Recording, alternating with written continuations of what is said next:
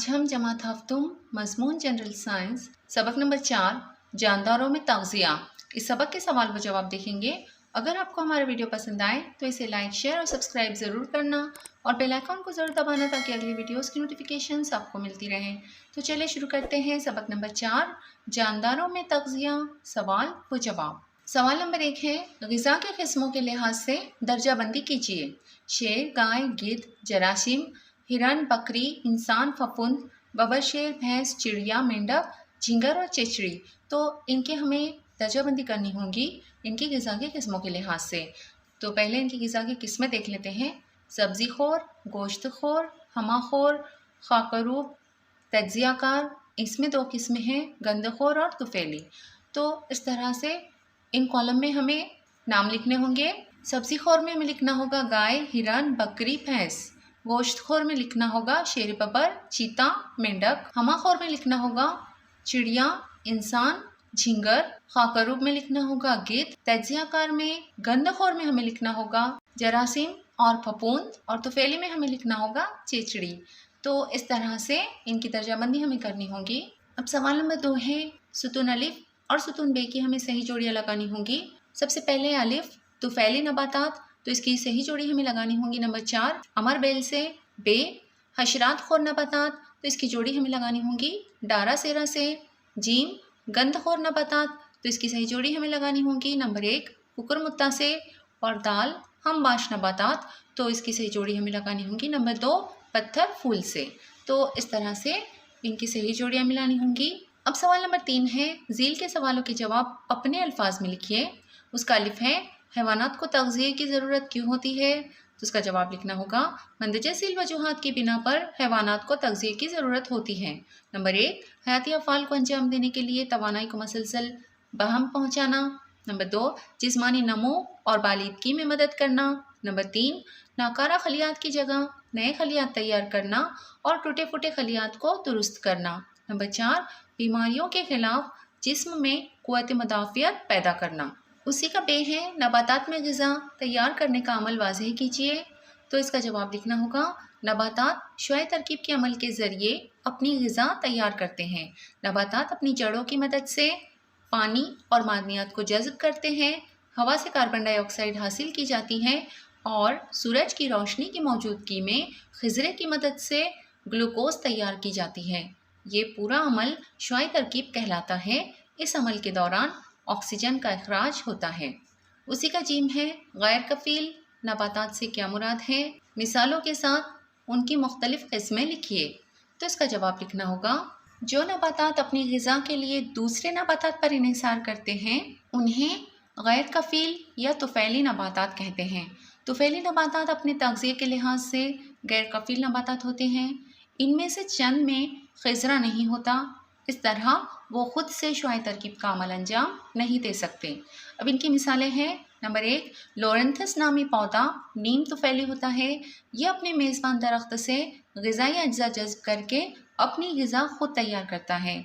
और नंबर 2 अमरबेल में खिज़रा नहीं होता, ये पीली नज़र आती है। इसकी बेल सहारे के लिए दूसरे दरख्तों पर चढ़ जाती हैं, इसलिए ये मेज़बान दरख्त पर मुकम्मल तौर पर तुफ़ैली यानी गैर कफ़ील होती हैं। उसी का दाल है, हैवानात में अमल तग़ज़िया के मुख्तलिफ़ मराहिल वाज़ेह कीजिए। तो इसका जवाब इस तरह लिखना होगा हैवानात में तग़ज़ियाती अमल के 5 अहम मराहिल मंदरजा झील हैं। नंबर 1 ग़िज़ा का दाखिल होना। ग़िज़ा का दाखिल होने से मुराद ग़िज़ा खाना है। इस मरहले में ग़िज़ा जिस्म में दाखिल की जाती है। नंबर 2 इन्हिज़ाम। पेचीदा ग़िज़ाई मादों पर मुख्तलिफ़ ख़ामरे अमल करते हैं और उन्हें हल पज़ीर मादों में तब्दील करते हैं। यह अमल हमारी ग़िज़ाई नाली के मुख्तलिफ़ हिस्सों में अंजाम पाता है। नंबर 3 इंजिज़ाब। इस मरहले में हल पज़ीर ग़िज़ाई मादों को खून में जज़्ब कर लिया जाता है। नंबर 4 पचना। दौरान खून के ज़रिए हल पज़ीर ग़िज़ाई मादों को जिस्म के हर खलिए और नसीजों तक पहुँचाया जाता है, जहाँ पर इनके एहतराक से तवानाई पैदा होती है। तवानाई के अखराज के साथ ही ग़िज़ा पचने का अमल मुकम्मल हो जाता है। और नंबर 5 इखराज। गैर हज़म शुदा जज़्ब न होने वाले फाजिल ग़िज़ाई मादों को जिस्म से बाहर खारिज कर दिया जाता है। ये अमल तग़ज़िये का आखिरी मरहला है। अब है ایک ہی خلیے میں زندگی کے تمام افعال انجام دینے والے یک خلوی جاندار کون سے ہیں؟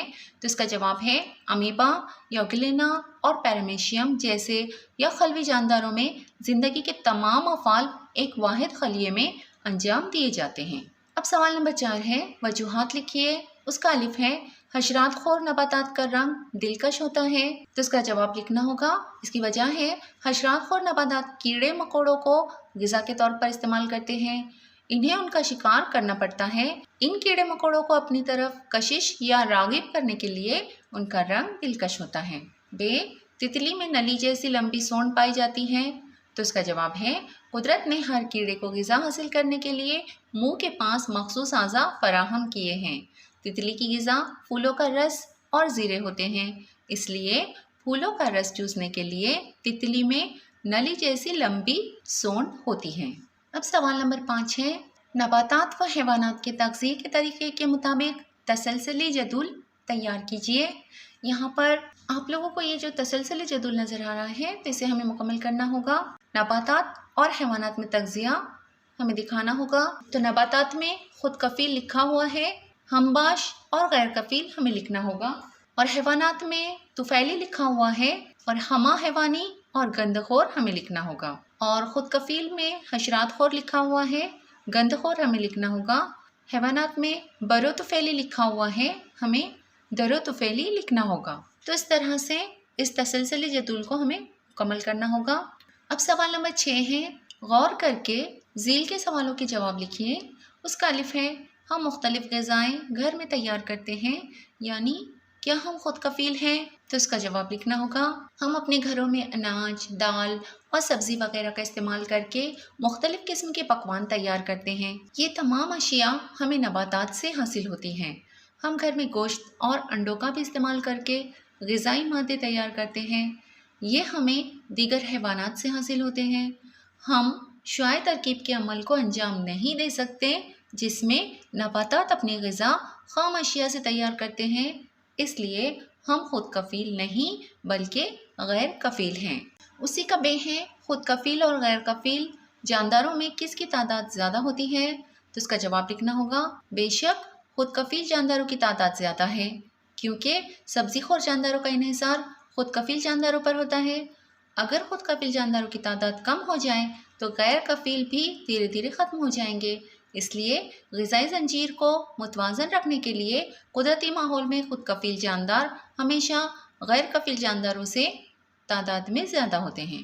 اسی کا جیم ہے، ریگستانی علاقے میں غیر کفیل جاندار کم تعداد میں ہوتے ہیں، لیکن سمندر میں غیر کفیل جاندار زیادہ پائے جاتے ہیں، کیوں؟ تو اس کا جواب لکھنا ہوگا، ریگستانی علاقے میں غذائی مادوں کی بہت کمی ہوتی ہے، اس لیے غیر کفیل جانداروں کی تعداد بھی کم ہو جاتی ہے۔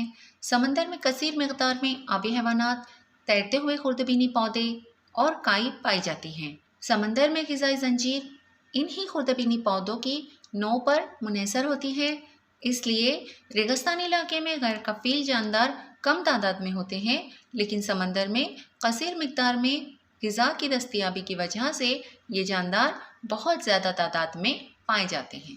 اب دال ہے، نباتات کے ہرے حصوں کے علاوہ دوسرے اعضاء میں غذا تیار کیوں نہیں ہوتی؟ تو اس کا جواب اس طرح لکھنا ہوگا، نباتات کے ہرے یعنی سبز حصوں میں خضرہ موجود ہوتا ہے، ان حصوں میں شعاع ترکیب کا عمل انجام پاتا ہے جس کی وجہ سے غذا تیار ہوتی ہے۔ غیر سبز حصوں میں خضرہ موجود نہیں ہوتا، خضرے کی غیر موجودگی میں شعاع ترکیب کا عمل ہو نہیں سکتا، اس لیے یہ غذا تیار نہیں کر سکتے۔